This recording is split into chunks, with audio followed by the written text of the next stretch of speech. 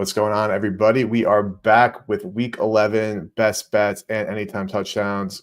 As always, with Jake, we're going through every single game on the board, talking about our best bets.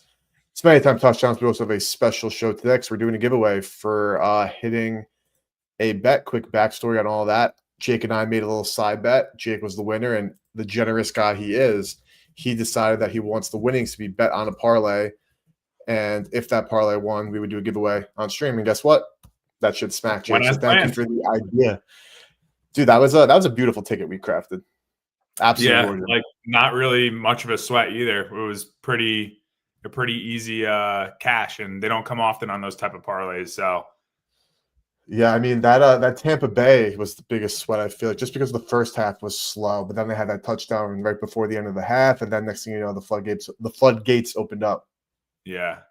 But it's amazing what two bright minds can come together and do, though. So we turned 20 into a little over 300, and we said that we would do a $100 giveaway to two different people. So we'll do $50 per person. If you didn't already, this is probably your last chance. You have to go like the post that we put out after it hit on Monday. It's on my account at Money Badger Bets. I just quoted it. This is your last chance because we're going to do this on stream, guys. So this isn't a predetermined thing. We're going to do it in the next 15, 20 minutes. And if you didn't like the post, you're not entered. And if you're not in here and you don't say, hey, I'm here, send me the $50, you're not going to get the $50. So we'll figure it out either way. But yeah, that was fun. Maybe we should do it again in the future. Yeah, absolutely. And AEC. So AEC was with us on stream last week and he rode with the parlay. But then on stream Monday, he was talking about middling with Green Bay plus 3.5. And my boy, I was thinking about you, AEC, during the game, because once I was coming down to the wire, I was like, bro, like I know AEC, the DJ he is, he bet that middle, and it's coming through for him. And then as we know, it did come through, brother. I appreciate you for one telling the lay and also for always being on stream. And congratulations on that. A kid middled the parlay, so he hit the full 5-legger, and then also whatever amount he put on the Packers plus 3.5 to hit the middle. So we hit that and the 18-1 that we just smacked. Oh, the 15-1. So thank you, AEC. Absolutely love that. But we'll do this giveaway in a bit, but we're going to start going for a first game. Let some people come in and get themselves a chance to, be eligible to do so. And we have the ugliest game we could possibly imagine for Thursday Night Football, Jets-Patriots. This one has moved like a big time. This was, I think, like 8.5. If I'm not mistaken. There was more like a look-ahead line, but it's just like, as you saw, the full look-ahead line was 5.5, but it's just been straight Patriots money since reopening. I guess it did reopen. Yeah, it went right to 10.5. So 5.5 point swing. Now as it's at 11.5 here, and even tipping to 12.5. This saw some 13.5. Looks like the market did resist though, back to 12.5. Jake, are you laying this 12.5 with the Patriots? Do you think the Jets at 13.5 at this point is a good wager, or just an ugly ass Thursday night game? I don't think there's no such thing as a good Jets wager, to be honest. I do have a play in this game. Now we know the Jets can't pass, but that's where New England has struggled, is to defend the pass. I wouldn't be totally shocked if they see some sort of success through the air, but I mean, it's going to be cold. It's going to be in the 30 degrees. Both teams on the flip side are used to that in New England and New York. But I don't think the Jets are going to have much of a run game, which is something that they've relied on up until this point. That has been one of the highlights of their entire team, is Breece Hall in the run game, but New England is just too good at defending the run. So I really think the Jets might struggle, especially if their path to success is through the air. On the New England side, I mean, they should have their way regardless. Drake May shouldn't have an issue moving the ball. The Jets are allowing a 103.6 average QBR for opponent quarterbacks. And then even New England on the ground, something that they struggled with, but they've really turned things around in their last 4 games. They had 166 yards on the ground versus Tampa. They had 110 versus Atlanta, 177 versus Cleveland. Those 3 teams are good at defending the run. It's not like those are bum teams. And then 175 on the ground versus Tennessee. So there's the bum team. But still, 4 good games on the ground. The play that I like here is actually New England on the first half at -7. I locked that in at -112. I got it on Caesars. I don't feel comfortable laying the full spread. I don't want any backdoor nonsense, end of game touchdowns or heroics. But I do think New England can win the first half pretty handedly by at least a touchdown. So I was able to get a flat 7. Obviously, a 7.5 is way different. And I'm leaning towards TreVeyon Henderson. I like his ladder right now, honestly. So I'm probably going to take him 80 plus rushing yards at even money. But then I also think I'm going to ladder him all the way up to 110 rushing yards. I think he continues to have success on the ground. New England's winning. They're going to pound the rock with him. So officially locked in that New England first half -7. And then I will probably ladder responsibly with proper unit usage TreVeyon Henderson all the way up to 110 plus yards, which caps out at about plus 300. So that's where I'm at. Yeah, so TreVeyon finally hitting the ground running with those 2 big plays. But the thing about TreVeyon prior to that is like he only got 14 total carries. He just happened to break 2 of them for 50 plus yards, which was honestly outstanding. Shout out to the kid. So it is, I guess, a safe bet to assume that he will finally be getting the work that people anticipated him getting from the get-go, being, a highly touted guy, 2nd-round draft pick, early 2nd round, and obviously a stud in college. So we'll see how it goes. But I do just want to – I was showing the Justin Fields chart before we were talking because I don't care how bad your pass defense is. I know he's gotten a couple of garbage time, passing games, but let's just look at Justin Fields' disgusting pass yards chart for this season. His line is 133.5 as he's gotten a couple of games. Even yes, he's missed some of these games, but a 54 piece, a 46. I know he's left some of these early, but still, like, this is ridiculous. Then all of this was like garbage time. We've talked about it a few times here, but Jake, in this situation, I think if you're like a survivor player and you have Patriots available, it's an easy click. It's a free square. I think if you're going to do some stupid shit and parlay multiple things on the board today and you want to have a bet for every game, like, don't overthink it. Just take the Patriots money line.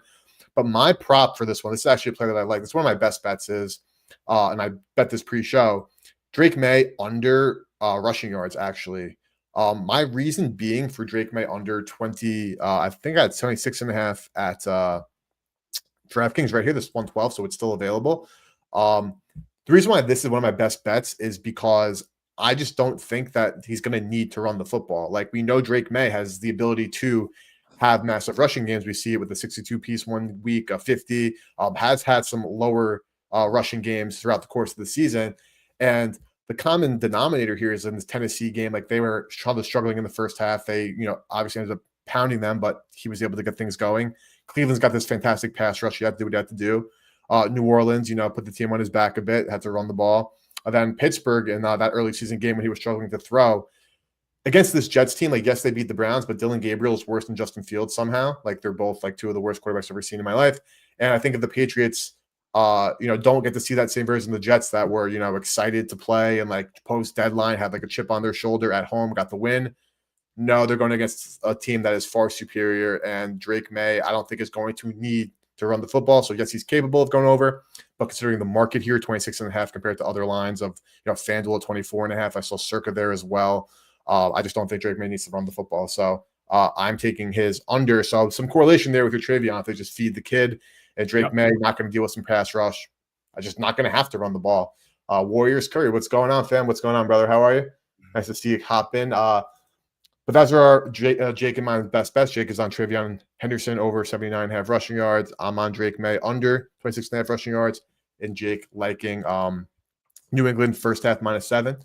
So we'll dive into the next game, and then we'll look at some of the stuff for the giveaway. Then worst case, we will just do a giveaway after the stream with a randomizer and just tweet it out. But Jake, this is me and you going head to head right now. This is personal here. This is personal. Commanders, Dolphins, Commanders get smoked. Who called it? Your boy. Yeah, you did.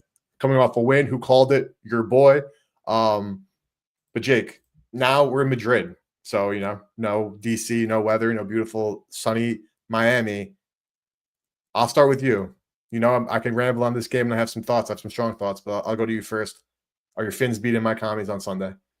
Yeah, they are, Eric. And I laid the 2.5 already. So I locked in as a best bet Miami -2.5 at -115 on DraftKings. I think this is going to definitely go to 3.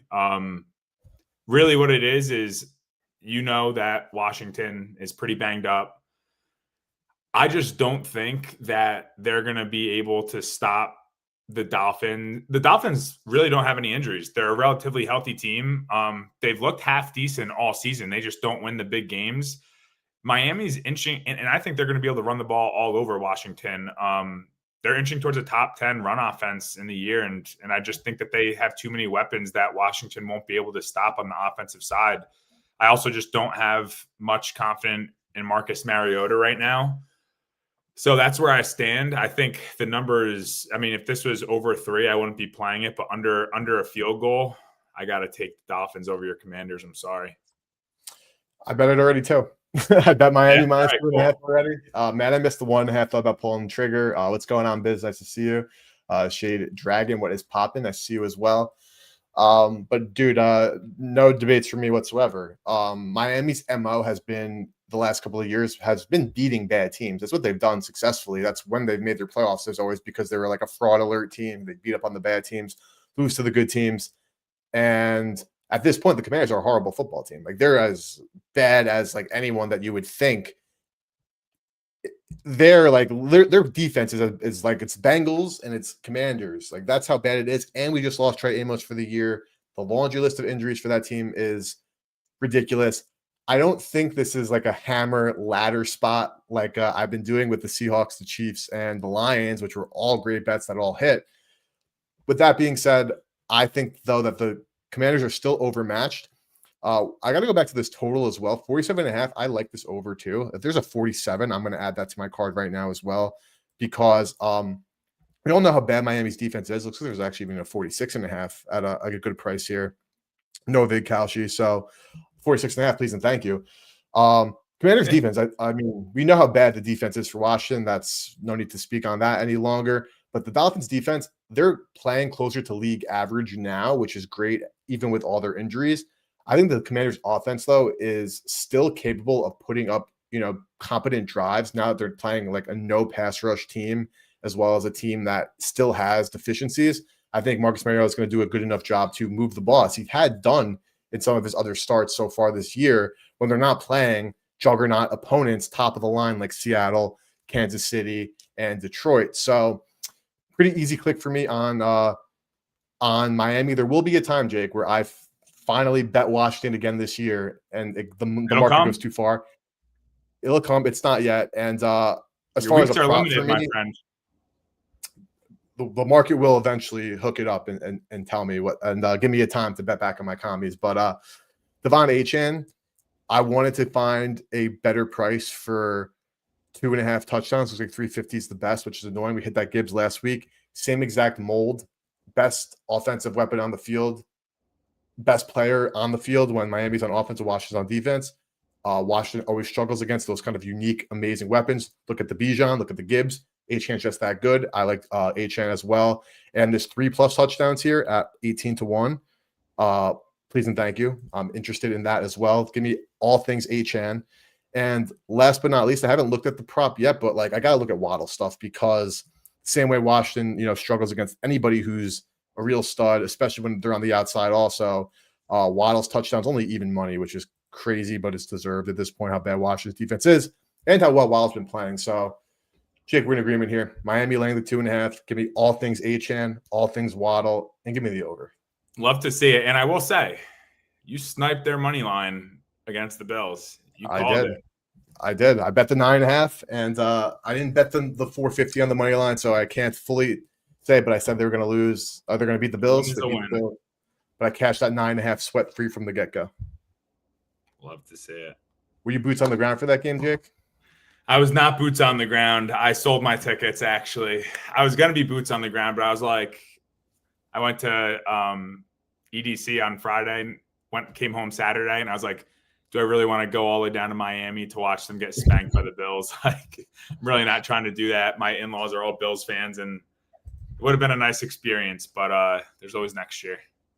Always next year. So Jake and I in agreement again. When Jake and I have been in agreement, it's been good things for the stream and for the listeners. Very good things. So let's keep rocking here. We're finally out of Madrid, and now we're going to an NFC South duel, Panthers-Falcons. And Eric, why don't we agree to do this giveaway around like 8 o'clock? We'll let a couple more people flood in. We did start a little early. Are you cool with that? Absolutely. And we'll see if people are commenting, then we'll just do it live right after the show. Well, I'm not live. We'll just pick them and tweet them out. Yeah. Okay, cool. Sounds good. Perfect. Panthers, losing to the Saints, like who could have guessed that? Like obviously Survivor carnage for all Survivor players this past week. Falcons losing in Germany in a heartbreaking fashion, as always, for if you're a Falcons fan that can never do what's right when it's time to do things that are right. Falcons laying 3.5, looking more like a 3 though, realistically, based on the pricing here at plus money. So I would assume the line is I guess not. Is it really 3? I guess it's 3.5 most places. That's just the best price. Okay, good to know. Jake, any strong thoughts on this spread or total first half money line? Anything for Falcons Panthers? I actually liked diving into this game. I couldn't come around to a side or an over or anything officially. What I think is both teams are going to be able to run the ball here. I don't see Carolina being able to throw the ball. I mean, they couldn't even pass against this New Orleans pass defense. Atlanta is much, much better than that. So I don't see any success there, but they do have a good shot at running the ball. Carolina is 12th in yards per carry, and Atlanta has struggled all season to stop the run. They're allowing almost 5 yards per carry. Definitely a weak spot of theirs. And we know that Rico has been pretty good since the Chuba injury. So I think they're going to be able to have some success on the ground. But same thing with Atlanta. I kind of sold my Atlanta pass game stock like in the last couple of weeks. I mean, I was high on them. They put me on a roller coaster. We know that they have potential, but potential is literally just a word, honestly. Like, I don't really have faith in it anymore. And Carolina's pass defense has been consistently good. So can't really throw shade on that. I think they shut that down, but I think Bijan's going to have a successful day. Carolina has been consistently bad at stopping the run. So I think both teams are going to be able to run the ball. It's also a big revenge spot for Atlanta. Don't forget that this was the game that, like, they got blown out. They were on their high horse until they hit this Carolina brick wall in week 3, and they got clapped 30-0. So I don't know if that's going to be in the back of their minds. Like, I would lean Atlanta, but I actually like Rico props again. I liked them last week, remember? And then it was at like 93. I think it's set at like 89 or 90 again here, but I think I'm going to stay away from that. I might dabble with a small play on Rico 2+ touchdowns at plus 450 on DK. That's probably my favorite play on the board right here. I think there's a lot of value behind it, and I think they're going to be running the ball all over the place. So nothing yet, but that's where I stand here. Yeah, no, I'm totally in agreement with you where I think the run game is going to be crucial. As long as both these teams don't allow like massive game-breaking runs, but they're both possible. My favorite look for this is under 42.5. I think that these teams are both offensively inept besides the ground game. Like you pointed out there, Jake, like Drake London's an animal, but besides that, that's it for them. Like Kyle Pitts, I know everyone wants to hope that he still can figure it out, especially for like fantasy purposes. Is Darnell Mooney even on the damn team? Like, dude, like Penix is really not showing anything so great. It's like, and also like their lack of use for Bijan, their uses of Tyler Algier. I know everybody likes to, debate on that and harp on that. Like, it is what it is at this point. Like, you just gotta kind of accept things for what they are. And also in this Falcons game, this was 17-0. And then the Panthers took that pick 6 back to start the second half, which definitely kind of made that game go out of reach for Atlanta. While I don't think that's going to be the key again, because Atlanta also missed a field goal early in that game to like give this momentum back to Carolina. Then next thing you know, they're getting shut out. I know how we saw like Jacksonville versus Houston. That first game was a stinker. Then on Sunday, that game was a freaking epic game going down to the wire, well over the total. I don't think this game follows suit. I think this rematch is prime for another under. Bryce Young is horrific. This passing offense for the Falcons is bad.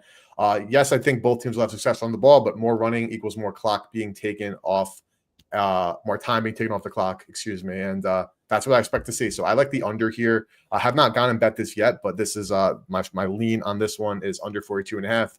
In terms of anybody like touchdown wise, I'm probably going to wait until stream on Sunday to get into some touchdown stuff for this one. I don't have any stronger takes, but I'm liking an under here.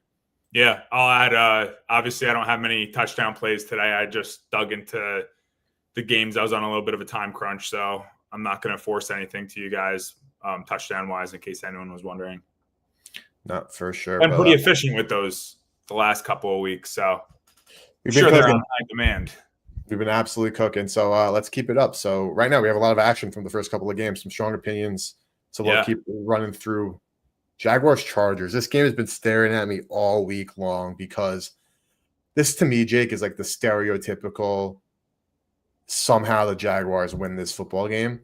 as like outright. Honestly, like looking at the market here, there are some threes out there. Jacksonville +3 to me is definitely clickable. I have not clicked it yet, so take that with a grain of salt a little bit. I obviously tell you what like real plays are when I've locked in already, and we find some stuff right now. But Jake, I'm leaning Jacksonville here. What about you? I'm actually leaning towards the under, but 43 and a half is pretty low. I don't think there's any real edge on the Chargers offense versus Jacksonville's defense side. They're pretty evenly matched in my opinion. So I'll consider that a wash. On the Jacksonville side, though, I think they have no chance of really having much success through the air.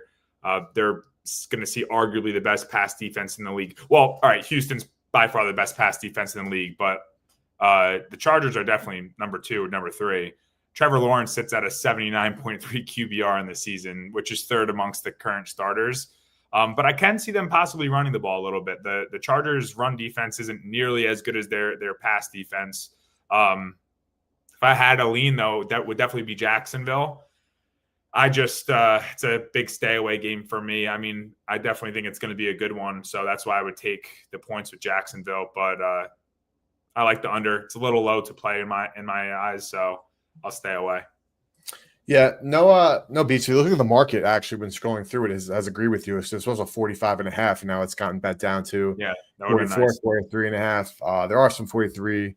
Well, what did I add to the slip here? There was a 44.5 available at Profit X and Novig. Of course, you want to capture that key number of 44 if you're going for the under and get that half point.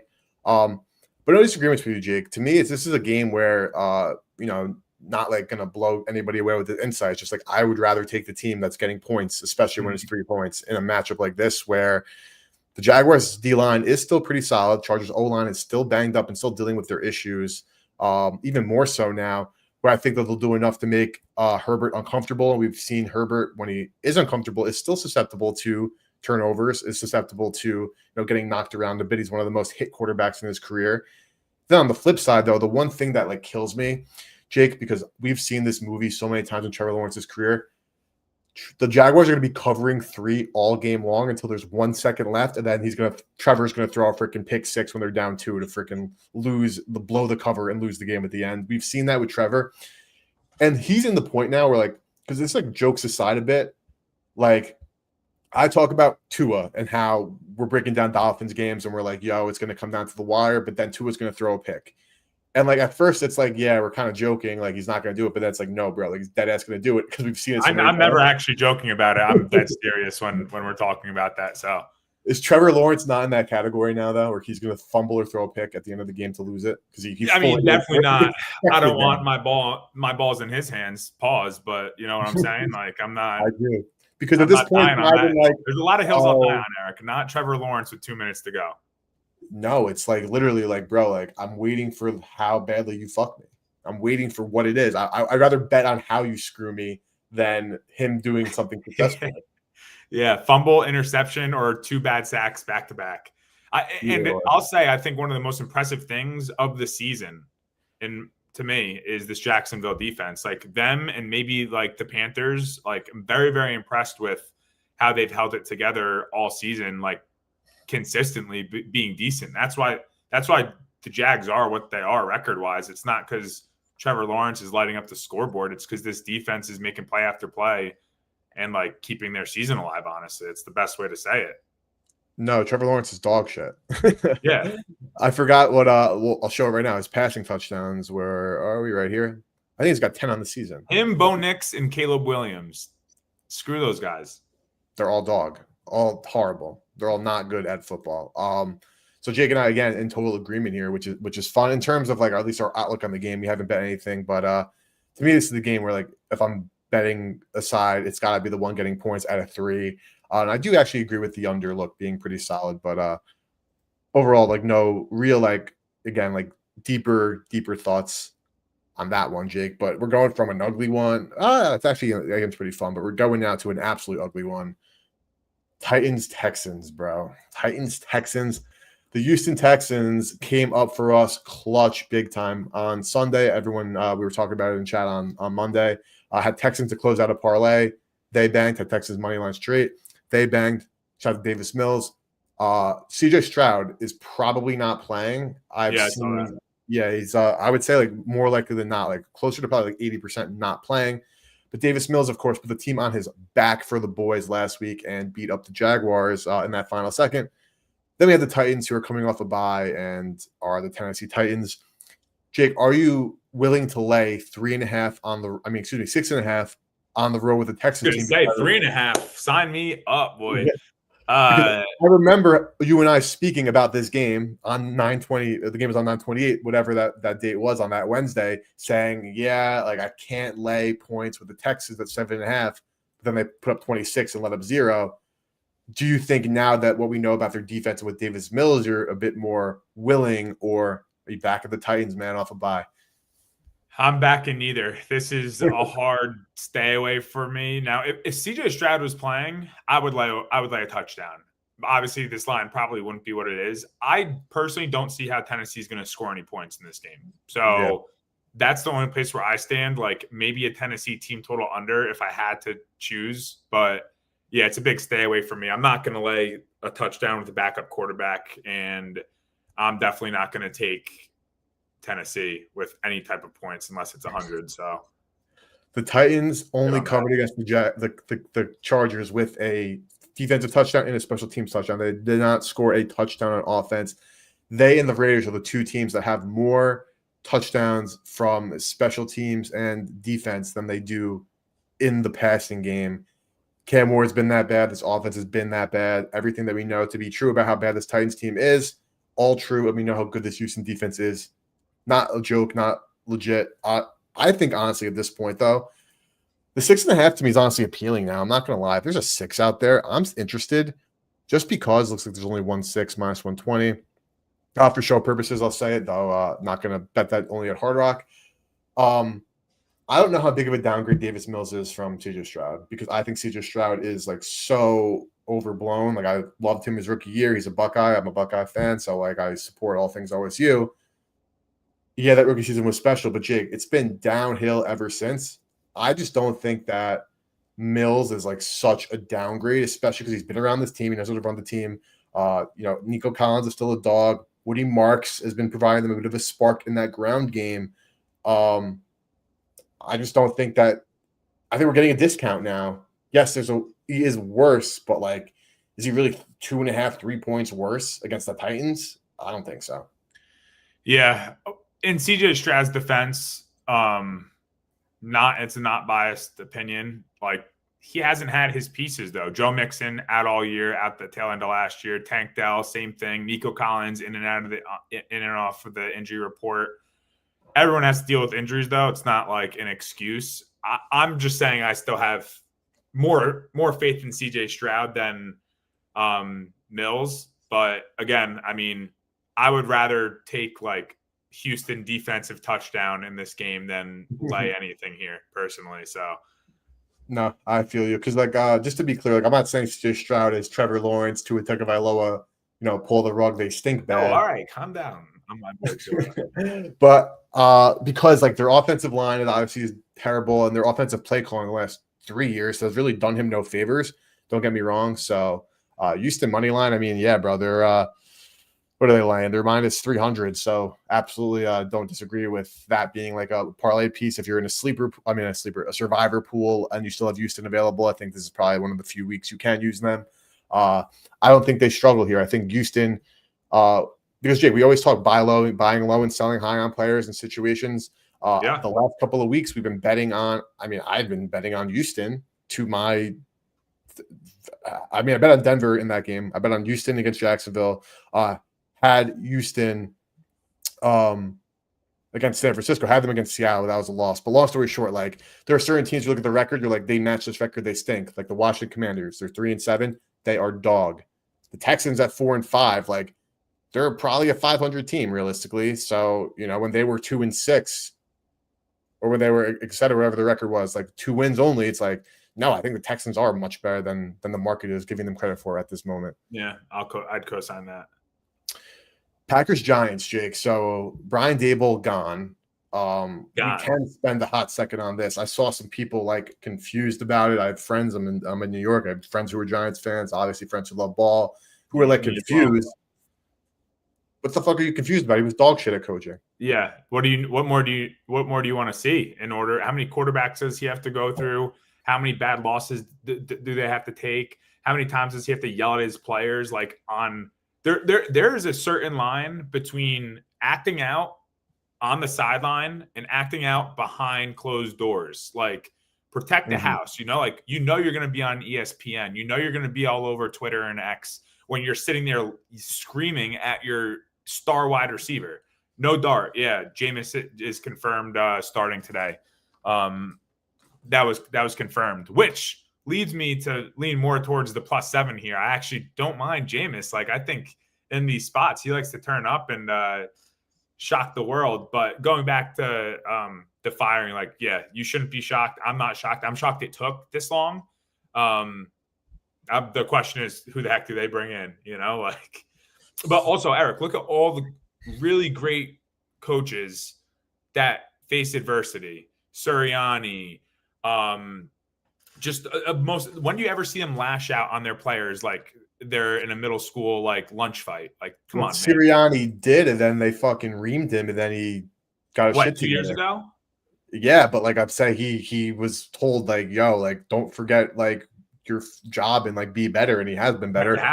Dable running into the freaking blue tent to find Dart, like that's like, bro, like that is like what you do when you're a high school coach. Like obviously you want Dart out there. I will say only thing that's surprising to me is how they didn't fire Joe Schoen or whatever the GM's name is, however you pronounce it as well, because he's just as culpable. And actually, if you saw the footage, quick digression, Brian Dable pounded the table for them to draft Dart, and Joe Schoen was like, okay, like if you say so, we'll take him. And he took them, and obviously Dart is showing signs of being a more than competent quarterback. But Dable getting fired, unsurprising. The fact that they kept Schoen and only fired Dable, that's the only surprising thing to me about it all, is because you gotta have like there's no way one of those guys is better than the other, and the other one is good. Like they're both dog shit. And yeah, keeping the Giants, the GM is terrific for the Giants. But I mean, again, like loser franchises are going to make loser decisions when you have loser owners. Like, yes, I know Mara has won those couple Super Bowls, but the Giants are are bad as the Jets, as bad as the Browns. Oh, the Dolphins did. They got rid of Greer and kept McDaniel. So I know you're saying it's starting from the top, but what you're saying is you got to start from the top down sometimes. Is that what you're saying, or all the time? Yeah, all the way from ownership. I mean, the thing is, like McDaniel is going to play out this year, but he's canned. There's no way McDaniel saves his job unless we go on a crazy rampage and make the wild card. Unless, then it goes back to like what we talked about for a while last week with like Stephen Ross, obviously the owner being, an old guy, like really wanting to like not like mess with things. He had Greer's been on forever, but they finally pulled that trigger. But Jake, back to the matter at hand. Yeah. Jameis Winston is playing. I obviously am a fan of Jameis because how could you not be a fan of his antics and his persona, etc. But bro, he sucks. Jameis Winston sucks. So does Jackson Dart. So it's like the Mills Stroud conversation. I think this is an upgrade for the Giants. Do you? Now, why is Russ not starting? Because Russ is worse than both of them. That is undebatable. Russ is horrific. Then why did Russ start the season? Because that's probably why they fired Brian Dable, because they're like, bro, why are you putting this guy out? Why, when Dart got hurt last week, why are you putting out Russ instead of Jameis? The reason why you put out Russ instead of Jameis is because while with Russ, you're going to have terrible sacks, you're going to have bad athleticism, but he's not going to throw the football directly to the other team. But Jameis Winston, you're due for him to throw the football to the other team at least one time, up to 4 times a game. Don't get why they were so scared to throw Monday night. So we'll get to this when we talk about the Eagles. Let's start on a bye. No, they have their bye. Vic Fangio just put on a masterclass defensively. Love is falling off in passing yards. We'll get to Love in just a hot second here as we pivot to the Packers side of this. But we'll talk about this a bit more, Shea Dragon, because to me it was less about Love being bad. I think Vic Fangio, Eagles EC just put on a freaking absolute clinic, honestly, and need this game to get back on track. But Jake, back to it. So you're interested in backing the Giants, or where are you landing on this one? Because the Packers, of course, coming off a loss to the Birds, but to me, again, a loss to the Birds, even when you're scoring 10, Love looks bad, you're out. Obviously, Jaden Reed, Tucker Kraft, some other guys are banged up, like Wicks was banged up, etc. Like, I'm not pushing the panic button on the Packers personally, though I don't think they're not better than Detroit. They're not better than the Rams. They're better than the Seahawks. But yeah, I mean, I'm not pushing. I wouldn't push the panic button by any means. I think there's just injury news, to be honest. Like Romeo Dobbs, questionable. Golden, questionable. Zane Anderson, their safety, questionable. And seven's a big number. It's not like the Packers have looked great in the last month. Like, yeah, it's not bad to take a loss to the Eagles, but like, what about when they're playing the Browns and they look like dog water? Like, what about when they're just not playing good against competition they should be smoking? And I have no play. I would lean Giants +7 just because it's a touchdown and I'll take the points. And I've seen Jameis do this when he started for the Browns last year off the bench, and he would come in and start slinging the rock around. I agree with you 100%, though. He can also throw 5 interceptions. So, yeah, too many other good spots. I have a couple other plays that I had already locked in, so I'm not going to spend too much time on this. I'll let if you have anything to add, go for it, but stay away game for me. So I do actually lean the over, which is, I guess, a little bit contradictory because I am talking shit about Jameis. I think that Jameis, again, the fired coach boost, you bring in the gunslinger that everybody loves and wants to have fun, who's going to push the ball down the field. Even though the Packers, they do invite the run, like big time. They are asking for people to run the ball on you, which is why that Eagles-Packers game broke down as it did, because you had Fangio putting on a masterclass on one side of them. The Packers just want you to run the football on them. Giants' run game has been abysmal. Jackson Dart has been their best rusher. And seeing a comment, Jacob 2 TDs. I am interested in all things Jacob's props. 2 TDs is only +202, bro. It's really a shitty, like it's hard for me to personally be interested in betting anybody. Should be 2 TDs at 2-1. But I do think should be similar to my breakdown on Monday night before this game, where I had the Packers. How do the Giants get screwed on the ground? How do the Packers have success on the ground with Josh Jacobs? So I do anticipate another big Jacobs dose. His rushing yards, 80.5. So this was 60.5 on Monday for the record. So obviously different opponent, different situation, but has gotten the respect. No rushing receiving yard out just yet. I'm interested in rushing receiving for him because I think Jacobs is still going to be like very vital in the passing game because of the injuries, and like Jacobs is a very capable back on all those facets there. Kind of lean the over for the fun aspect, but I do think rest of season Jameis is 100% a downgrade from Dart. The Giants, like, there's 2 worlds right now. I don't know which one is worth betting. There's one world where the Giants win outright and Jameis gives them the spark. You have the fired coach buzz and you have all the fun in games. There's also a world where the Giants can't run the ball for their lives. Jameis throws 4 picks. Micah Parsons sacks him 3 times, and the Packers win 31-0. So I don't know which world is the right world. Maybe I could do some crazy shit and bet a -20 for the Packers and then the Giants +6, miss both, or hit something crazy. I'm not gonna do something dumb like that, but I can make some shit sometimes. Yeah, I can make an argument either way, Jake. I wouldn't be surprised if you told me the Giants won outright again just because of the way the NFL goes with the fired coaches and the Jameis not upgrade, but like the buzz and like that. But then again, when you do look at like roster per roster, Giants can't run the football without Dart. Obviously, the receiver core is beyond banged up. Jameis Winston is bad at football. As much as I love him as a person, he's bad at football. And the Packers are still like a tier above the Giants. So I don't know. I could see either outcome happening, either end of the spectrum being real, of a really highly probable. I just don't know which one's worth betting at plus odds. Well, it's about that time, Eric. Talk to me. I think this is what we should do. I think I'll scroll through, randomly select 2 people for the giveaway right now and have them message me on X if they're in here right now for their winnings. If they don't message me by the end of the stream, I say we randomize it again and send it out through X for the winners. What do you think? Yeah, so you're saying you're going to call out a name? We'll call out 2 people now, right? If Okay. they don't claim their prize and they're not listening in by the end of the stream, we'll reach out to another 2 people that maybe we know for a fact were in the stream that have commented on the post, something along those lines, and we'll reward them that way. What do you think? Yeah, I think give out 2 names and they have a chance to come in and get their prize. I think what we should do, Jake, actually what I think is we should give out 2 names right now. They have until the next game breakdown. Then you give out 2 more, then we're done. Then we'll do a final randomizer after. Cool with that too. Listen, Perfect. guys, we don't do giveaways like that all the time. We're not out here like clickbaiting all the 24/7. This was just happened to be a good hit on our end. Yeah, we have a gentleman's bet that we turned into something we wanted to give back, and it worked in our favor. So bear with us here. We don't do this shit every day. So all right, so I'll start with 2 randoms right now. You can scroll a little bit. All right. First one is Jason Roberts. Jason, if you're in the chat, Jason, message me on what'd you do? Put me full screen, Eric? Yeah. Jason Roberts, first winner, $50.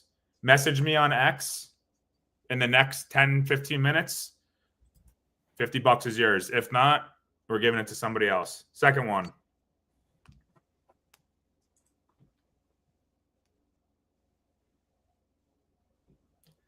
Tim the Tiny. I repeat, Tim the Tiny. You're in here. Tiny Tim Gaming 3. The other $50 is yours. Message me on X right now. Money Badger Jake or Money Badger Bets at Money Badger Jake. Say, hey, let's do it. I want my money. We'll send you $50. All right. Absolutely. So if not, we'll do another drawing in a game, and we'll go from there. Then we'll do again. We'll do 3 rounds of this. Perfect. All right. So nothing concrete. Nothing concrete. We're getting LOL, Mike. Yeah, bro. We don't. I'm not normally a giveaway guy. I mean, I love to give back, but we know how many people are just scamming on X doing giveaways for fake slips. We hit a fun slip. We want to give back to the community. So don't know the best way to go about it. Hopefully we do it again eventually, but I feel like this is one of the most efficient ways, right? What are we going to do? Just tag someone that's probably not even listening in on stream and be like, here's $50. Yeah, just for liking the tweet. I mean, we want to support the good listeners of the show that support us, make it a 2-way street as we make you money with our bets, make you money with the streams, and going for there. So, let's keep rocking here because we have a few more games to go. AFC North matchup: Bengals Steelers. Steelers, coming back to earth, I would say, as they are looking like the mortal team after losing to the Chargers on Sunday Night Football. The Bengals coming off a bye after that abysmal loss they had to the Chicago Bears. All in all, though, Jake, Eric, 5.5 points, man. That's a lot of points, I think, for the Steelers. But am I really backing Joe Flacco? We know what happened in that first game with Flacco. The Bengals, covering that 5.5 with that. They win that game outright. Yeah, they did, right? Yeah. Yes, they did. That was that crazy Thursday night game, right? Yeah. All right, Jake. Rematch. What are your thoughts? Yeah, rematch. My initial thoughts are I'm leaning over, honestly. I'm only seeing 48.5. So if this gets down to 40, 48, definitely 47.5, immediately pulling trigger on it. I think that they can get to 48 or above. So I'm going to hold off on that for now. I'm happy to wait.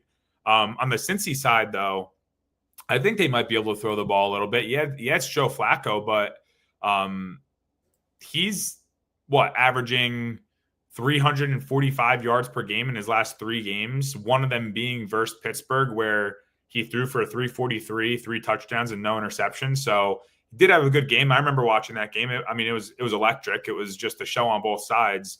But I would take Joe Flacco as my quarterback over a lot of the quarterbacks we already talked about. Justin Fields, Bo Nix, Tua. Who else were we crapping on earlier? Cam Ward, Trevor Lawrence, Jackson Dart, Trevor Lawrence, Caleb Williams. I'm taking 41-year-old Joe Flacco over all of them if he's even 41, whatever. But I don't see Cincinnati running the ball at all. Pittsburgh defense didn't last game. I believe they ran for over 140 yards, Cincinnati on Pittsburgh. There's no way that happens again. They only ran for 48 yards versus Chicago last week, who has a terrible run defense. So I don't see them running much. We know Chase Brown hasn't been efficient this year at all. He was the worst running back in the league for like the first month and a half. And then on the Pittsburgh side, I think they're going to be able to throw the ball too. I think Aaron Rodgers does have a decent bounce back game. I just had him last week, his under and passing yards. So I did not think he was going to have a great game, and it helped to be true. But this is also now a huge divisional game with Baltimore only being one game back. On the run game, I don't think Pitt's going to be able to run the ball that great. I mean, Cincinnati is really bad at defending the run, but I think we're going to see another shootout here. So I'm leaning towards the over. If I can get it at 47.5, 48, I'm going to lock it in. Do you see any of that on your end, or is it only 48.5? There's a 48 at minus 118, which is better than 47.5, 110. So yeah, the 48, 118 at MGM. MGM. Wow, that must have moved in like the last hour and a half or so. Yeah, I like that. So that's where I lean.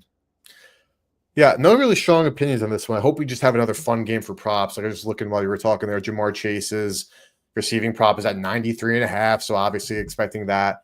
Bengals O-line is way worse than Chargers when it comes to pass blocking. TJ Watt gets over on big brother JJ on more sacks.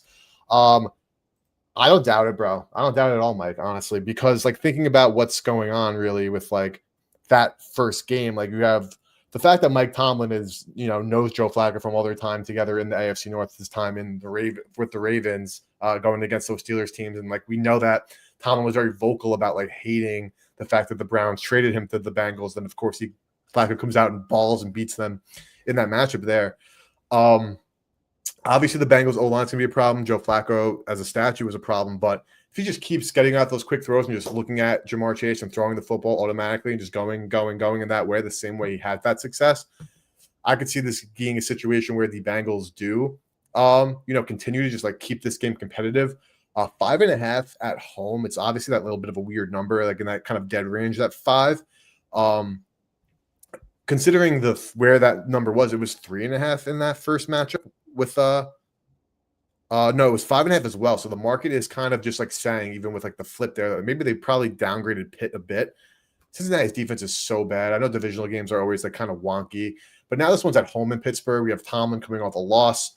Yes, it was primetime, bit of short rest. Bengals have the rest advantage on Thursday night, but Jake, I honestly might just continue to monitor props in this one. Maybe bet some like fun props overall, but I don't have a strong lean on the side. Yeah, one thing I didn't actually check though is the weather.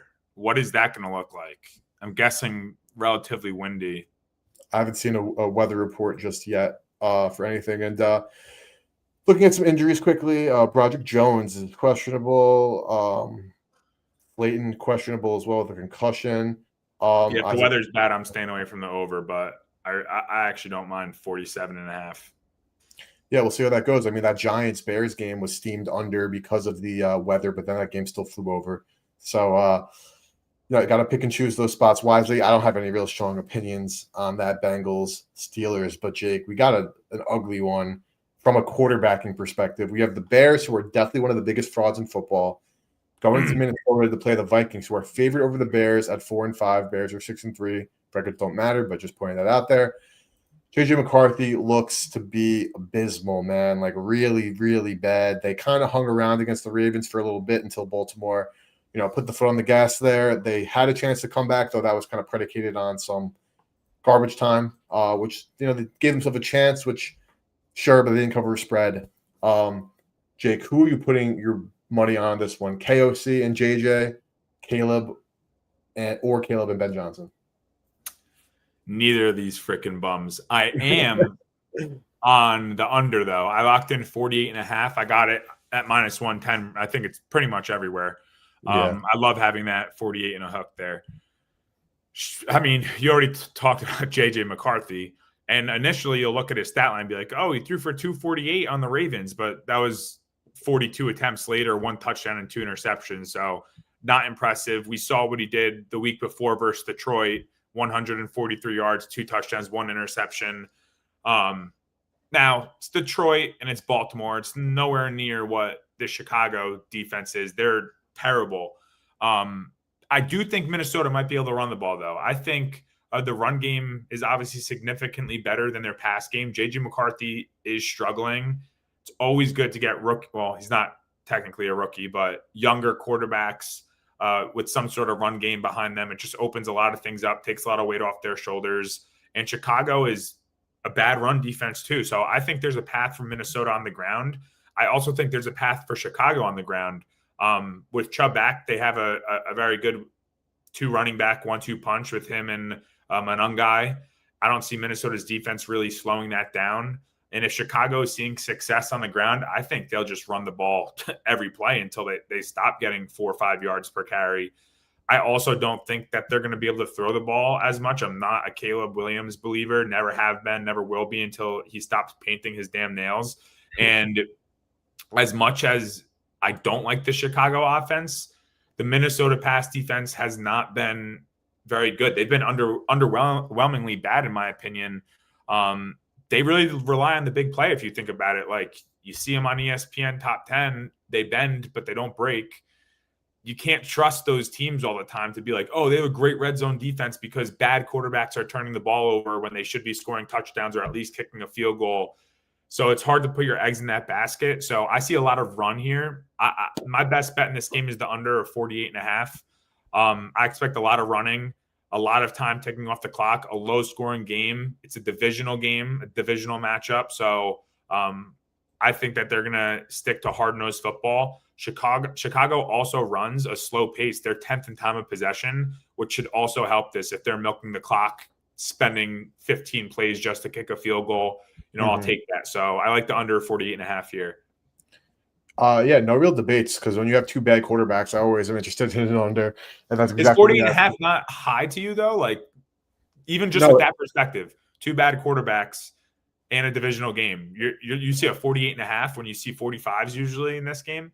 No, it is definitely high. It is absolutely high. I have no disagreements with you on that. I also just want to point out that, like, obviously we have like Caleb Williams now going against like Brian Flores, but like Ben Johnson and Caleb both went against Flores last season. Obviously Williams with the Bears and Johnson with the Lions. And actually, I am curious about last year. Like, let's go head to head just from like last year as well. What Caleb did. So this last year, again, totally new team. So I'm not like dying on these hills, but I am curious. Like, that first game in November was a total of 39.5. They blew that out of the water. The next one was a total of 43.5, went under. Just curious, because I want to actually do a deeper dive into like how the Lions played against the Vikings. Of course, again, new different quarterback, different O-line, different weapons, etc. But I am curious to see like who has the edge in that like coordinator matchup, because that's going to be kind of something that probably might move a needle for me. But with that being said, 40.5 does regardless seem like a pretty high number. And I get why the Vikings are favored, because the Bears, you can't live off of forcing turnovers and not having turnovers all year long. Eventually that's going to bite you in the ass. If it hasn't happened yet, it will happen eventually. Like, it's the way of the road, unfortunately. And it's just a matter of time. It might not be this week. It might not be until the week 1. It might not be until the playoffs, to the wild card round. But don't count on the Bears making a serious run. Caleb Williams is not good at football, and this team is just not also a good football team either. Improved in a couple of metrics as well, but like, if Brian Dable doesn't kick that field goal on the 1-yard line, the Bears lose that game, and if Jack Starnes get hurt, the Bears lose that game as well. Like, there's been so many situations this year where the Bears have squeaked by and gotten wins. Good for them. 18-17 to Bears. I mean, listen, the under is where we're at, so we'll gladly take an 18-17 game. Yeah. Please, I'm totally fine with that. As much as I hate to see the Bears win, if they win 7-6, I don't give a damn. Don't give a damn. But Jake, let's keep rocking here. Buccaneers, Bills. Bills laying 5.5 at home. Buccaneers coming off loss to the Patriots, which was surprising to me. I didn't end up betting it, but I was a strong lead on the Buccaneers. They lost. I said Miami. They went outright, so that was beautiful. But my handicap, Jake, on the Dolphins was less about the Dolphins, more about this, as you see me scroll, CVS receipt long injury list for Buffalo. Oh, yeah. They're really going through it defensively with the guys who are banged up. And the Buccaneers, we know, even without Mike Evans, even with a banged up Godwin, with Igbukah, with no Bucky Irving. The Godwin's out too. Stepping up, yeah. Igbukah is obviously a dog. Rashad White is a capable running back. They have weapons, and Baker, has come back down to earth here. Jake, it's 5.5 points. Is this a ride with the dog, or is this like a classic Bills at home, bunker down, like put the Bounce wood on back somebody? game. Yeah, I don't Yeah. know. I mean, I would love to take the points if I had to. I actually would lean a Buffalo team total under here, and here's why. I don't know how efficient they're going to be passing the ball. Like, they didn't look good against the Dolphins, first of all. That's a bad defense to look bad against. Like, it's not, you're not coming off of that game feeling confident on top of having all these injuries.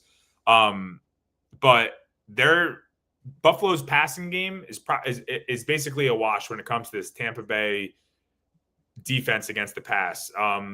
They could throw the ball, but Tampa Bay has been able to defend the pass pretty well. I do think Buffalo is going to be able to run the ball here. I could see James Cook having another great day on the ground. He's been very efficient, and Tampa Bay is more of a middle-of-the-pack run defense. So my lean here, I lock nothing in this game, but I do like Buffalo team total under 26.5.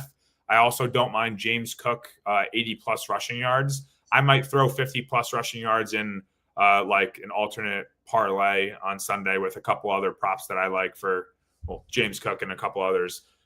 That's where my head is at here. If I had a gun to my head, I'd take Tampa with the points, hands down. Can't lay that with Buffalo. I still consider Tampa a pretty good team. Tez Johnson, also a pretty good player there. A pretty good young player that's coming into his own. Absolutely. Think about Buffalo, as we know, is like they want to run the football. Like, look at their splits here, like 51-49. They're a running team. Appreciate you for the kind notes, man. Really, really do appreciate that big time. Thank you. Buffalo wants to run the football. Tampa Bay, I think their metrics are going to be a bit inflated now because of what Trevion Henderson did with those two massively long rushing touchdowns that he had and those kind of breakaway things. And honestly, Josh McDaniels put on a bit of a clinic. We didn't really talk too much about the Patriots because in the Jets-Patriots game, not really a ton to talk about there. But do want to give kudos to Josh McDaniels because he stuck with that run game to set up the pass game later, and that to eventually set up those big runs against this Tampa defense that is historically very stout against the run. That being said, what's this total at? Let's go back here and look at the total. You have Buffalo's team total under, but I think this could be a classic, just 47.5 over. I will look for 47. We were due to bump heads eventually, Eric. This could just be an over game because I know that, again, Buffalo loves to run, so it does, can do some time some time ticking off the clock. However, I think they're going to have a hard time stopping Baker Mayfield and co. And I think that overall, while Buffalo is going to run the ball, I do agree with your James Cook angle that those runs are actually going to be explosive runs. Bucs losing in the first 3 quarters and winning the fourth. Bills played down to competition. They do play down to competition, but how down of competition is the Buccaneers, right? It's not like the Buccaneers are obviously no Panthers, where the Bills absolutely smacked them off a bye, which was something that I was interested in, and I had the Bills -7 there. Bills in a bounce back spot. Let's go look at some Josh Allen stuff. 115 is just too short. I think Josh Allen though is definitely good to score a touchdown in this one. Lean to the over here for me, Jake. Even though Buffalo runs the ball, I think that their defense is so banged up that Tampa Bay is going to continue to find success in the middle of the field with their weapons that they have. And I think Buffalo's might have to be forced to throw the ball. I think that actually might be a good thing for this team to try to divorce from the run a bit and let Josh sling it like we know he can and does and will. Yeah, well, Tampa's not going to be able to run the ball. I think that's one thing, that Buffalo does have in their corner / maybe your over has in their corner is Buffalo's worst part of their team is their run defense. They're dead last, but Tampa can't run the ball. So it's kind of a wash there. And usually that's where people look at what the Dolphins just did to Buffalo on the ground. HN absolutely rocked him on the ground. And Rachaad White's still a good player. I mean, obviously he's no Bucky, but Sean Tucker too. Sean Tucker got a lot of snaps last week. I had him to score at 450. Obviously didn't get in, but he was getting some looks. If Sean Tucker, I'll check right now to see what prices are at quickly, because I think that that backfield split is a bit wider than anticipated. Sean Tucker over touchdown 230. Okay, so they learned from last week. This was 450 last week, boys. Now it's down to 230. The usage is driving that price a bit, but no, I could see this one being a higher scoring affair, honestly. But I have not got to the window just yet, so not dying on the hill here. All right, real quick, Eric, one more time. I'll do a scroll. Let me check and see if I got if any of the winners have come and claimed their prize. Oh, nope. All right, cool. We'll do it one more time, and then if not, we will maybe afterwards. Maybe we should have some people comment in this chat and do a little Russian roulette through that too. What do you think? We have the tweet up. I think we just do a randomizer after the stream and just post it on Twitter. All right, I was doing another scroll. Here we go. All right. Do we have a Jordan Johnson in here? Jordan Johnson. DJ J Smooth. DJ J Smooth, you're up for a giveaway here. $50 giveaway. If you want it. If you're in here, message me right now. That's one. I must also say, we got a lot of likes here, guys. So shout out to everybody who did support. All right, here we go.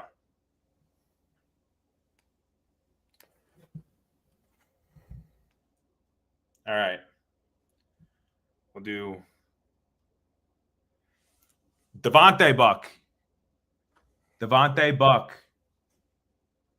You're in here, message me. Or J Smooth.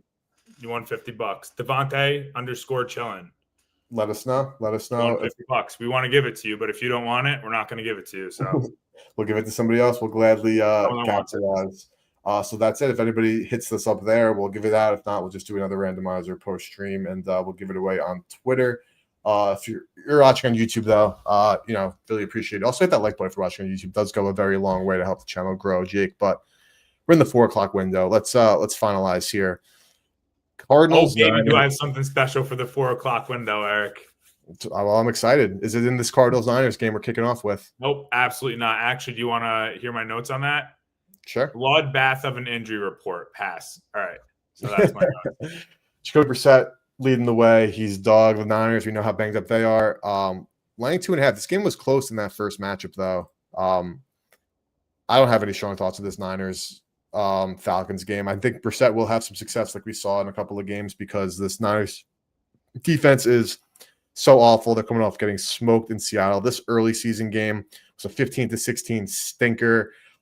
Even though I think now with the injuries, we could see these teams light it up a bit with the total being 48.5. But no strong thoughts on this one. So let's keep rocking with the game we care a bit more about, which is probably the game of the week. Seahawks Rams, Jake. Is this where your favorite play lies? It is not. I have a play in this game, but it is not. My favorite play is in the Kansas City Denver game. Copy that. But I do actually like this game a lot. I think this is by far the game of the week. Maybe Detroit and Philly is in the running for that, and that Kansas City Denver game also has big implications. But this is for first place in the NFC West, man, and two really good teams that I enjoy betting on.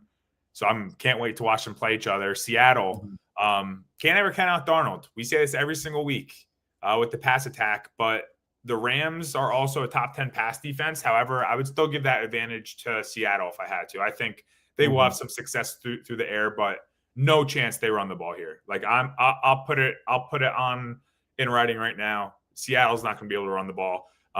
Major weakness for Seattle is the run game. The major strength for the Rams is stopping the run. So great matchup there for the Rams.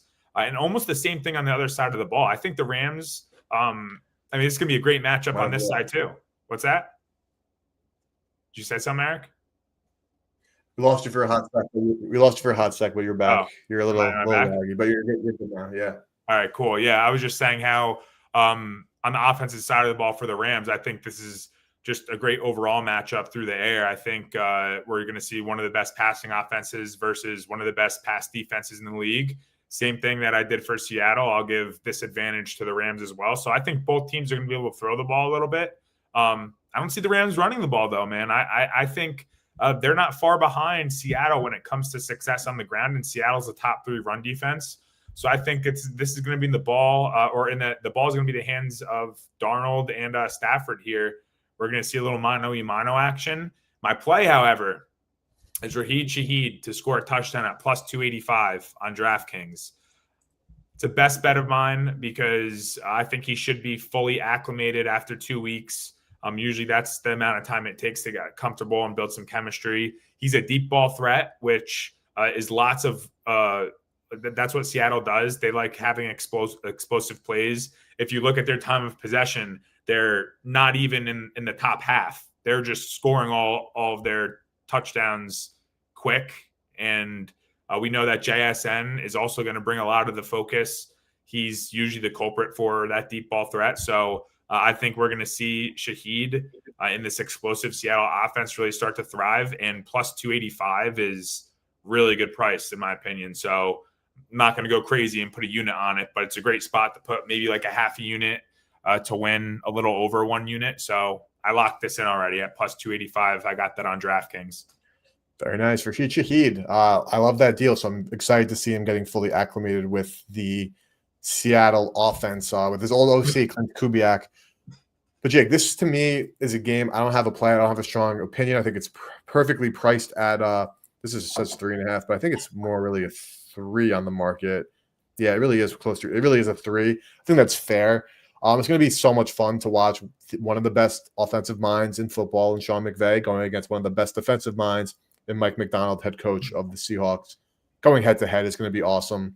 Seattle's defensive line could pose a big problem to this Rams offensive line. It's done well this year, but the Rams have also beat up on some bad teams. I do want to take a look at this here and just kind of point this out. Beat Houston in a game here. We know Houston, like, their defense is good, but they're bad. Titans suck. Lose to Philly in a close one. Lose to Indy in a close one. Lose to the Niners in a close one they could have won.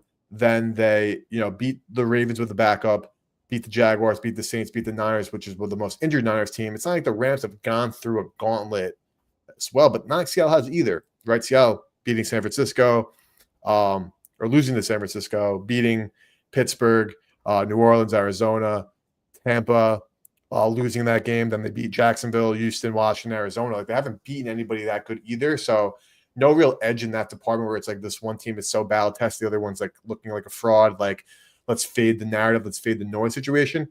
It's not like that this game. I think it's just two really good teams, and this is their litmus test for both of them right now, is happening on Sunday. So I think the spread is on point here, and I think I'm just excited to watch this football game. Dude, I agree. That's why I couldn't come to a side either.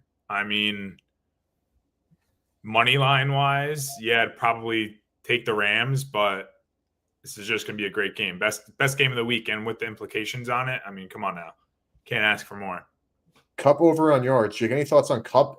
I can actually start first. I actually am kind of anti. I know he had that good game. Didn't he hurt himself again, though, if I'm not mistaken? I think he's a little banged up, but he was a touchdown scorer I was looking at plus 400. Like, those odds just keep going up. Makes sense with him being a little hurt. But what is his yardage at? 28.5 for total yards. Touchdown is 380 for Cooper Kupp. I mean, I definitely wouldn't take the under there. I'll tell you that much. I'm just, because, again, like, the reason why I'm kind of anti is like what you outlined there before, Jake, with Seattle's possessions, how they're just moving the ball quickly. They're finding JSN deep. Now they have Rashid Shaheed deep. They do mix in like their runs, though they are inefficient runs. They do keep things tight between Horton, Kupp, and SJSN, who's obviously dominating the target share, with Kupp second with only a 16% target share, with AJ Barner, tight end behind him, Horton getting some more work. They like this Elijah Arroyo kid, who I like as well. Then now you're going to have Shaheed.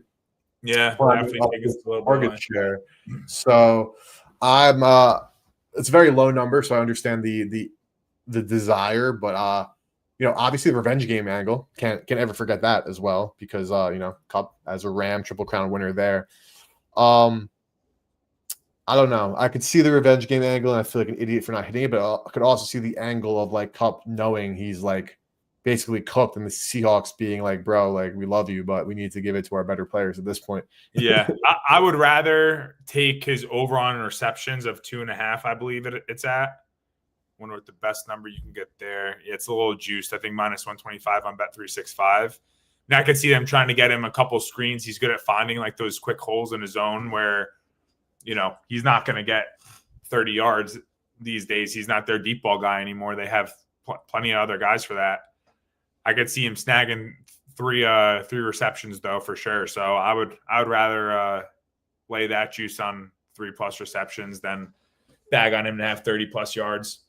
Yeah, JSN and Rashid taking the top of the defense, leaving some room for Cup underneath. Definitely in the play in the cards there. So I actually agree with you. I would probably look at receptions as well, Jake. But Browns Ravens, AFC North matchup. Ravens smoked them early on.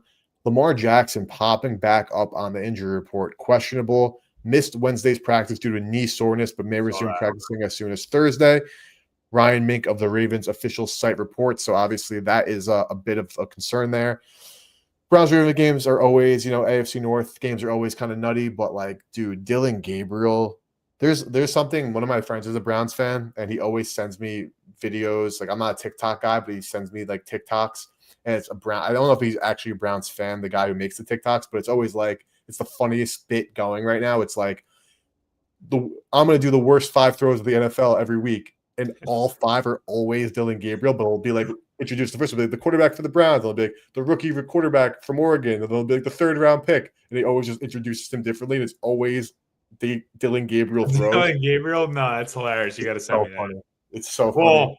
I mean, he's right. He probably has the 3 to the 5 worst throws every single week. Like, I remember seeing clips from camp of everyone saying, "Yo, he looks terrible." This is our routes on air. Like, it's not even with any defenders, and he's missing dudes. And I just wonder, like, how bad could Shador be? Like, why would they're both rookies. Why not just give them both an equal chance and be like, we got nothing to lose at this point. We're not making the playoffs. It's not like we have someone that's clearly better than the other, unless that is the case. Like, I don't know. That whole situation is weird. But with that being said, I'm pretty sure Lamar definitely is going to play if this line is still at 7.5. Don't you think? I don't know. I honestly don't know. I haven't paid too much attention to what it was prior to be like, how did the market react to the news? It was 8.5, so it went to 7.5. But there's no way that it went. I think it went to 7.5 before that news came out. What does that say? 7.5. It got up to 9.5. Got back down to 6.5, but then now up to 7.5, where it's kind of stabilized here. So it has definitely seen some movement. This line was bigger with Lamar before the questionable, which of course makes sense. The Browns defense is still legit. The Browns defense is very good. Their run defense, I would say. I'm not bought into their pass defense.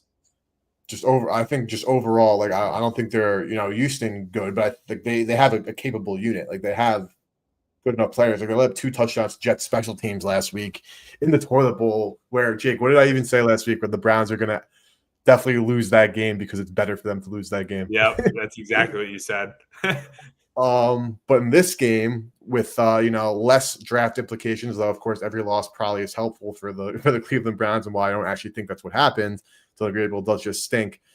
Honestly, I have no thoughts here on laying a 7.5. It's a big number in a divisional game. We don't know with Lamar just yet. It's like impossible to even say. Like, you can bet the 7.5. Like, if you really think Lamar is going to be back, and it'll go to like 8.5, and you're going to get a point like of line value. Like, obviously, I have no qualms with trying to get ahead of the market. But for me, Jake, it's pretty simple. No news on Lamar Jackson. I'm not betting this game yet. Yep, I agree with that. Now, I do have marked down here that I will play 7 if Lamar is playing. Now, the odds of that happening are slim to none. I don't like the 7.5. If that thing touches 7, I think he's going to play regardless. So even if it touches 7, I might just put a unit on it because in hopes that he plays. And even if he doesn't, my main thing here is Cleveland is not going to score. They're not going to score against a healthy Baltimore Ravens offense. A healthy Baltimore Ravens defense, which they are. Like, it's actually beautiful seeing this injury report and almost no one on it other than, your MVP all-star quarterback. But besides him, defensively, like, Cleveland's not scoring. They could win freaking 9-0, 10-0, and still have a chance with who's their backup? Huntley now? Yeah, it would be Huntley. Yeah, the Cooper Rush was so awful. Snoop Huntley. So, yeah, if it touches 7, I'm willing to take the risk. Even with the backup quarterback, I think that they can at least push a touchdown. Now, you never play for pushes, but, I think it's a great matchup on the ground, though. I think that's going to be interesting to see Baltimore try to run the ball against this Cleveland defense. I think that's a really good matchup, but Cleveland's going to score 3 points max, so. Browns defense also, for whatever the reason is much better at home, and they've been in the Jim Schwartz era, so that could be a factor there. And you know that the Browns want to play spoiler to their division foe, but Dylan Gabriel is so freaking bad. I think last word on this, we'll see Shedeur Sanders this year. Might not even be this week. Half. It's only a matter of time, but you also you're going to give. I mean, you played at Colorado. Come on, dude. It's going to be the tail end of the season. Like, going to be playing in the cold and everything. I don't know. It's not the best weather. It's not the best quarterback situations up there in Cleveland when you're playing in November, December. But it's football, so can't make excuses. They're going to have a new GM and a new head coach also in the next 4. Income is prime in 2 years. Anyway. Dun, dun, dun. Exactly.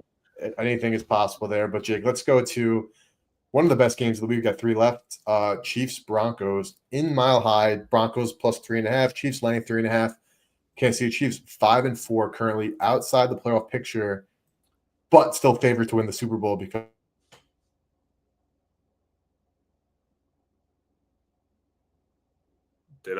is this me? As you know, frozen or listener of the show,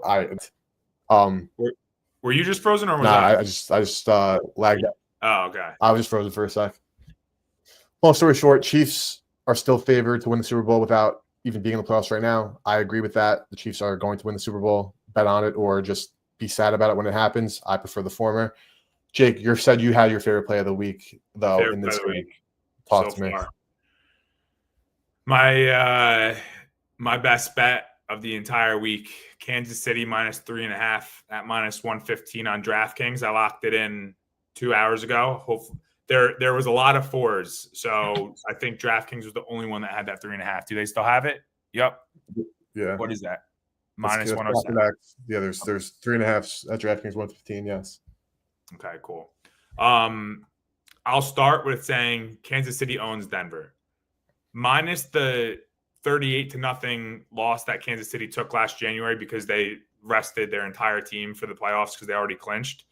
Kansas City has won 17 of their last 18 games versus Denver. That goes back 10 years. And I didn't even bother looking past that. So it could be even worse. 13 of those 17 were by more than 4 or more points. And this is a monster game for the Chiefs in the AFC West. You just mentioned it. Right now, they're not in the playoff picture. This could definitely put them in there. No faith in Bo Nix scoring any points. I don't care if it's in Denver. He stinks at home. He stinks away. He even stinks versus bad teams. We already considered him a bottom of the barrel quarterback since week 2, I think, you and I. Huge game for Kansas City. Last year, week 1. Yeah, whatever. But definitely this year, you can always get over the rookie year hump, whatever. You still brought him to the playoffs, but it's literally the same story. He's still a bad quarterback, and he's still probably. I hope he doesn't take him to the playoffs, but it's looking that way. I think this line should be 7. Maybe I'm crazy for thinking Kansas City should be minus 6.5, minus 7, but that's what I personally think. Now I don't work for Vegas. Denver has one good cover all season. I think they covered 4 games total. And it was versus Dallas, one of the worst defenses in probably the history of the game. Other than that, their covers are Houston, where they covered last minute, Philly, where they covered last minute, and Cincinnati in week 4 versus Jake Browning. Spare me with this 3.5 line. I hammered it. I might put another half unit on it. So I already put a unit and a half on this. This might be a 2-unit play before I go to bed tonight. Possibly even more if the line, even if it gets to 4 and stays at 4, I might even take a 4 unresponsibly. But that's how much I love Kansas City. It might be one of my favorite plays that I've seen this season. And I know you're a Kansas City guy, so I'd like to hear what you have to say. But yeah, that's where I stand in this game. Nah, I just love to hear it, honestly. As somebody who has Kansas City to win the Super Bowl and is always Team KC, I'm glad to hear that you think that they win this game because we know how big of implications it has for the postseason picture in the AFC West. And there's nothing I'd love more than for the Kansas City Chiefs to put a beat down on the Broncos. Broncos, you and I have had this debate before. Don't think we need to rehash it. I think the Broncos are a very, very good football team.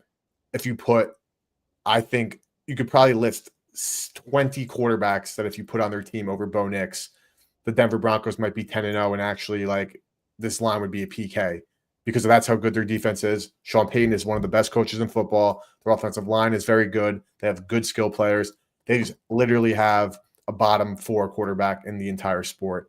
But that's the thing is there's no ifs, ands, or buts. Most important position. The situation is they have Bo Nix at quarterback. That's end the story. No speculation to be done there. That's the fact of the matter. So I'm with you, Jake. You're riding the Chiefs. I'm not playing any devil's advocate here.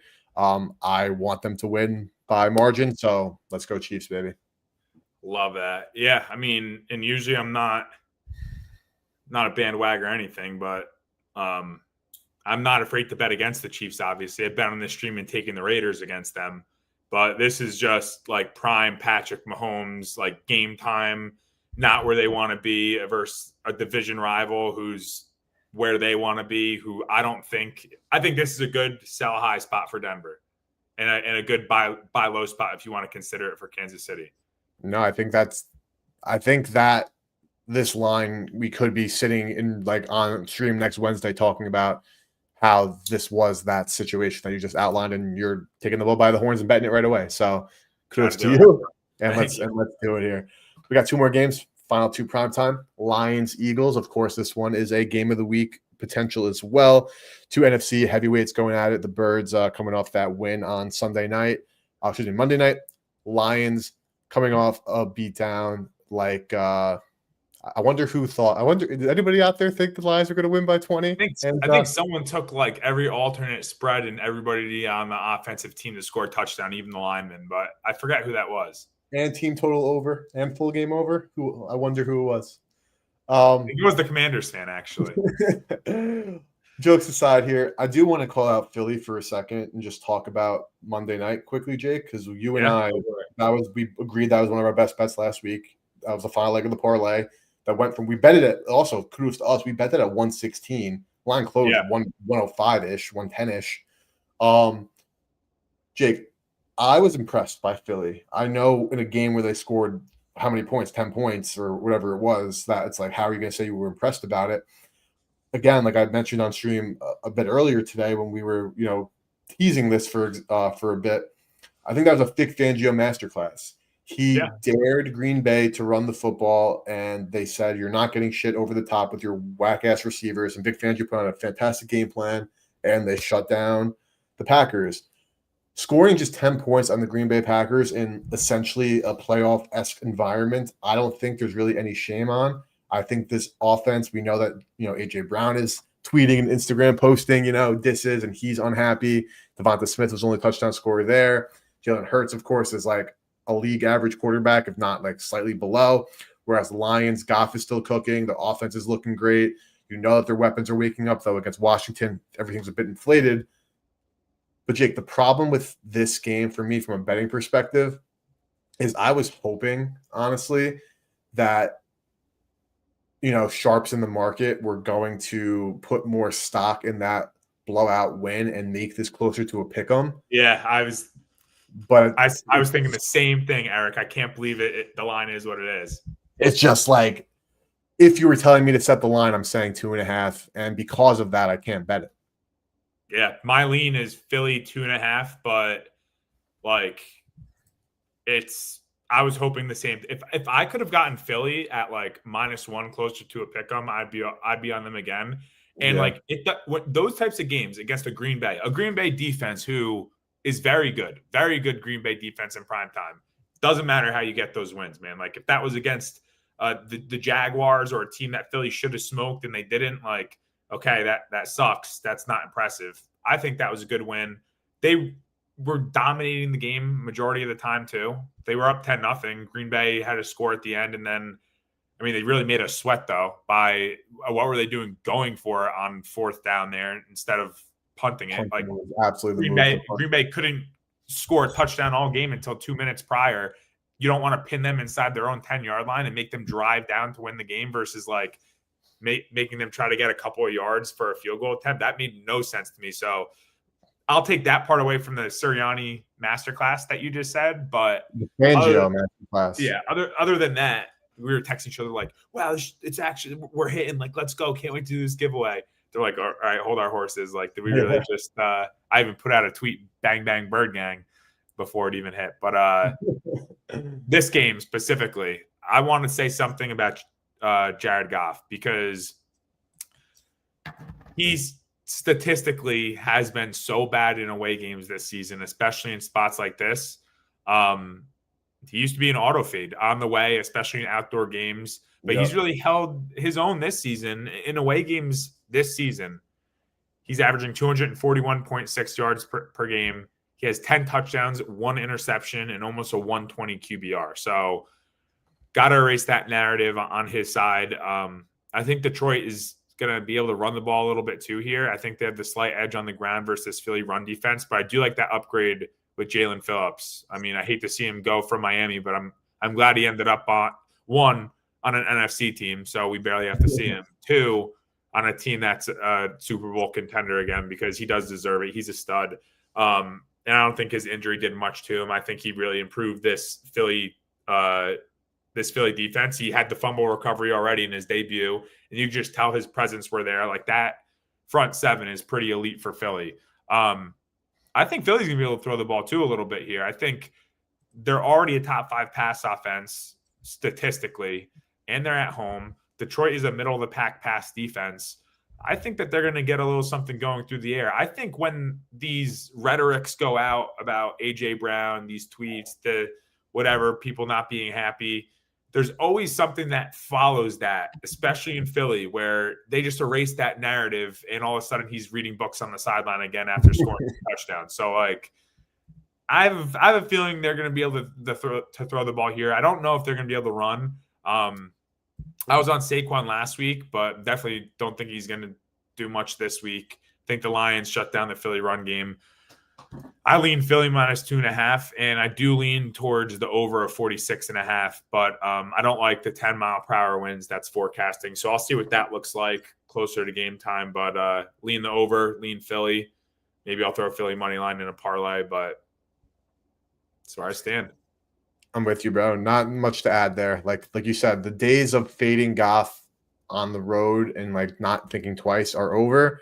Lions are just as good as any Lions team in the last 3 years. But Philly is also just as good. I really do believe so. Again, like, I might be too slow to move off my priors from Philly. I have vacillated between, a couple of weeks for some of those downswings that they had, but I do think Philly is still the class of the NFC, even with how good, again, Detroit, Seattle, and LA are good, great teams. Don't get me wrong, but I still do think it is Philly, and but I do think that this is priced properly. I would like to see this money line closer to like 115, but it's not there. Then you can say, Eric, if that's the case, then wouldn't you see that there's value on Detroit with the plus 133 on the money line? The answer is probably yes. I just don't feel confident enough to, though, pull that trigger. So I'm leaning off that. But now it is Wednesday, Eric. We have plenty of days for this line to move.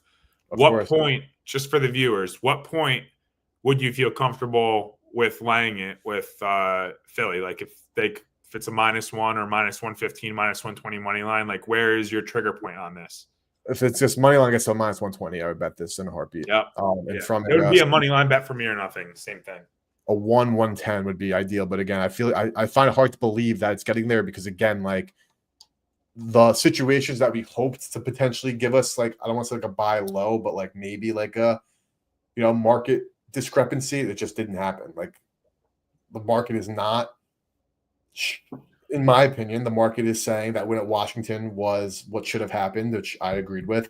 And they're saying that win at Green Bay wasn't, scoring 10 points isn't embarrassing. No, the Birds are a great team. They won a good game against another great team in a tough environment in a good way. They played the right game plan to do so. So that's my takeaway. It's like the market said, both teams did what they were supposed to do. Both teams are still very good teams. This is what the line should be in the lane. Yeah. No, I feel you. Cowboys Raiders final game of the week. The Cowboys stink. The Raiders stink. Dallas laying 3.5 on the road. Always weary about a team laying 3 and a hook on the road. With that being said, the Cowboys offense still elite. The Raiders defense still abysmal. Geno Smith horrible in the category of Cam Ward for how bad this team is in scoring points on the offensive possessions. almost beat Denver last week. They get the short week there, but Dallas coming off the bye. So Dallas also has, no real, I guess technically Dallas has a rest advantage, though, like not too significant with the situation here. Jake, Raiders, Cowboys, any thoughts on this Monday nighter? My thoughts are, I think the Raiders should pay Brady to come out of retirement and just be their quarterback because they'd be much better off. But I actually lean towards the under 50.5 here. I think that's too high for me, Eric. I think obviously Dallas has a solid pass offense, but it's not like Las Vegas has a bad defense. So, like, I'd say that they're middle of the pack against the pass. And then Dallas has been very good running the ball, in my opinion. I thought they were going to be much worse, but they've been pretty good on the ground. However, the Raiders' best unit on their entire team is their run defense. So I think they might even be able to prevent Dallas from having a lot of success on the ground. And then there's really not much to say about Vegas on offense. This is just bad on bad. So this could go one of two ways. Yep. Vegas is going to score a lot, or Dallas is going to have that game where, like, oh, Dallas defense played pretty good. And no, they just played against a terrible Vegas team. Dallas is known for getting turnovers. I could see Geno Smith throwing like 3 interceptions right to the DBs for Dallas. 50.5. I think Las Vegas might be able to keep Dallas's offense in check here, and this Raiders offense might be bad enough to actually struggle versus this Dallas defense. I would only go towards the under in this game.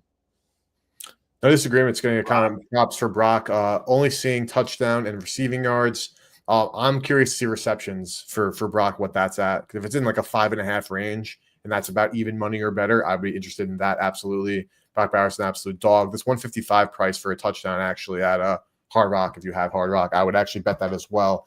You got FanDuel, DK at 130. Nothing for FanDuel just yet.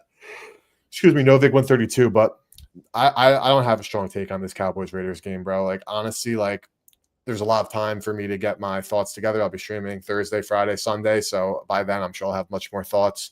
Dallas defense is abysmal, but like you said, Jake, I think that was the key point. Your final statement is just like this could be the bad on bad can go one of two ways. This could be a 75-point game because they're both so bad and like they're scoring, or it could just be like two guys throwing sticks at each other. Yeah, there's no in between. No in between. So I do agree with you, but no strong thoughts, honestly, for me. But let's run through everything that we bet, and we'll get on out of here.